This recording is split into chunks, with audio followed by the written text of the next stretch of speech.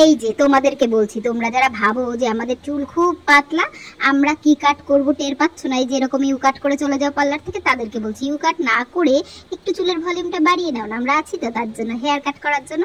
তোমরা যারা ভাবছো যে কি কাট করব তা তোমরা লাস্ট পর্যন্ত দেখতে থাকো, দেখে কিন্তু অবশ্যই জানিয়ে এই যে পাতলা ফিনফিনে চুলটা আমি কি কাট করলাম যে যার জন্য চুলটা মূল্য অনেক বেশি হয়ে গেছে।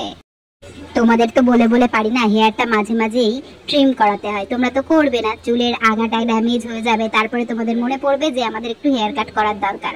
বছর 2-3 পরে তারপরে মনে পড়ে যে হেয়ার ড্রেসারের কাছে যেতে হবে। বলছি এমন 1.5 মাস 2 মাস পরে তো একবার আমাদের মুখ দেখা যায় নাকি বলো তো তোমরা? এই দেখো পাতলা চুলে দেখেছো তো আমি ভলিউমটা বাড়িয়ে দিয়েছি। তাই তোমরা যারা ভাবছো আমাদের মাথায় একদম চুল নেই, পাতলা ফিনফিনে ঘাড়ের কাছে টিলিটিল করছে, তাদের জন্য কিন্তু এই হেয়ার কাটটা বেস্ট। তাই তোমরা ঝটপট চলে এসো আমার কাছে হেয়ার কাট করতে। তোমরা সবাই ভালো থেকো, টাটা।